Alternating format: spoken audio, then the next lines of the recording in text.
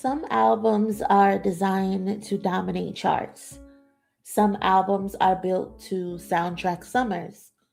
Some exist purely to remind you how talented an artist is. And then there are albums that feel like emotional crime scenes. Mr. Morale and the Big Steppers is Kendrick Lamar standing in the middle of his own wreckage with nowhere left to hide. No untouchable mystique, no revolutionary cape, no polished image of the morally superior rap prophet people spent years projecting onto him. Just a man dragging generations of pain into the light and forcing himself to finally look at it. And while there are songs on this album that I personally enjoy more sonically, songs like Father Time, Count Me Out, or even N95 may hit harder in certain moments. There is one song on this album that I believe is the most important. Not the catchiest, not the most replayable, not even the easiest to sit through, but the most important. And that song is Mother I Sober. Because without Mother I Sober, Mr. Morale and the Big Steppers loses its entire emotional foundation. Without this song, the album is simply a well written exploration of therapy, ego, relationships, and accountability. But with this song, the entire project transforms into something much darker and much more honest. It becomes an examination of inherited trauma and what happens when generations of pain go untreated for so long that people stop recognizing the damage altogether. What makes Mother I Sober so devastating is how little performance exists within it. Kendrick Lamar built his career on layers: characters, narrative, symbolism, voices, concept albums, dense lyrical framing. Even his most vulnerable moments in the past often arrived wrapped inside larger artistic ideas. But Mother I Sober sounds stripped bare. There is almost no distance between Kendrick Lamar, the artist, and Kendrick Lamar, the human being. And honestly, I think that's why the song makes people uncomfortable, because there's nowhere for the listener to escape emotionally. The centerpiece of the song revolves around Kendrick discussing how his mother repeatedly questioned whether he had been abused as a child. And throughout the record, he keeps repeating, I was never abused. But the true horror of the song is not whether something physically happened to Kendrick, it's understanding why that fear existed in the first place. That fear came from somewhere, from family history, from generational wounds, from cycles of silence and trauma that existed long before Kendrick was even born. And Kendrick slowly begins unpacking the reality that trauma does not simply disappear because nobody talks about it. It just changes form. It lives in behavior, in paranoia, in emotional distance, in shame, in hyper protection, in silence. That is the real heart of Mother I Sober. Not simply trauma itself, but inherited trauma. The kind families unknowingly pass down to each other like an unwanted heirloom. And suddenly, the entire album starts connecting. The infidelity, the guilt, the emotional confusion, the self destruction, the fractured communication, the obsession with image, the constant tension between public morality and private brokenness.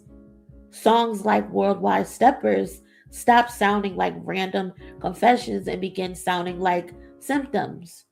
We Cry Together becomes less about shock value and more about two deeply damaged people emotionally tearing each other apart because neither truly knows how to heal. Even Father Times become heavier once you realize Kendrick is tracing the roots of emotional repression itself. Mother I Sober is not just another song on the album, it is the key that unlocks all of them.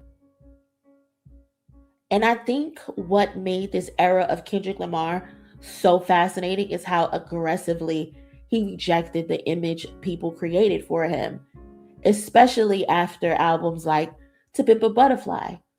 People wanted Kendrick to represent purity, wisdom, revolution, healing, morality. And then after the battle, that projection only intensified.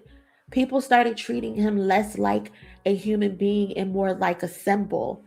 But Kendrick spent this entire album dismantling that idea in real time because savior figures are not supposed to admit they are broken too. And Kendrick does exactly that repeatedly.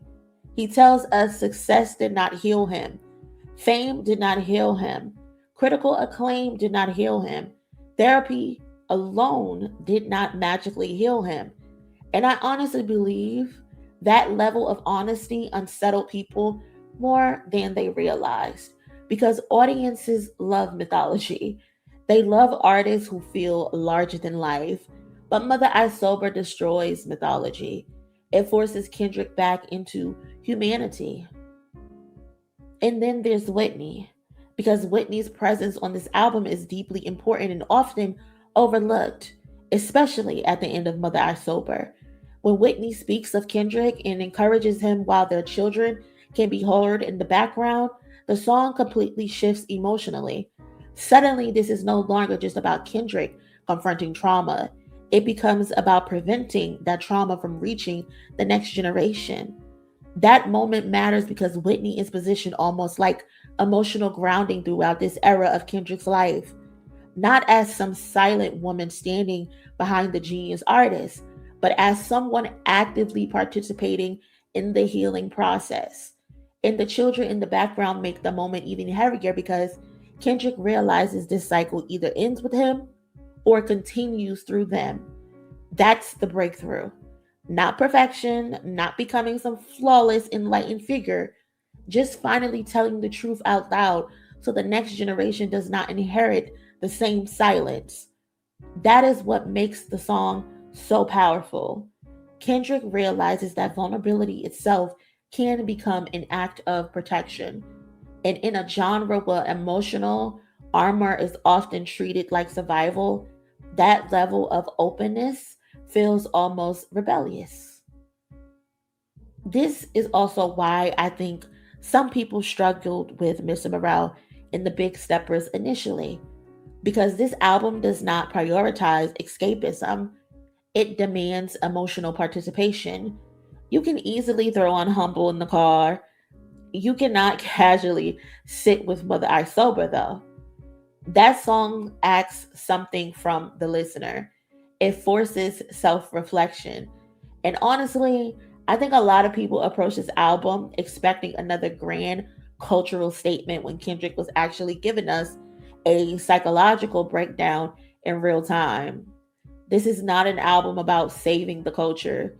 It's about trying to save yourself before you emotionally collapse under the pressure of carrying everybody else. And that's why the album itself, the title itself, is brilliant. Mr. Morale and the Big Steppers. Because Mr. Morale sounds like someone who has everything figured out, someone righteous, someone evolved, someone spiritually complete. But throughout the album, Kendrick exposes how performative morality can be. Even the people trying to lead others are often privately unraveling. And Mother I Sober is exactly the moment where Kendrick finally stops pretending otherwise. So I say years from now, I think this song will age even better than it already has. Not because it's easy to replay, that's for sure not true. Not because it's commercially massive, that's not true. But because very few artists at Kendrick Lamar's level would willingly expose themselves this deeply, especially in hip hop, a genre built on image, power, control, masculinity, performance. Yet Kendrick sat in front of the world and admitted, I am carrying pain too. I'm hurting, not as a metaphor, not hidden behind punchlines, not disguised through bravado, just truth. And while Mother I Sober may not be my personal favorite song off of Mr. Morale and the Big Steppers, I truly believe it is the most important because it is the emotional core of the album, the wound underneath the music. And without it, Mr. Morale and the Big Steppers would lose the very thing that makes it unforgettable.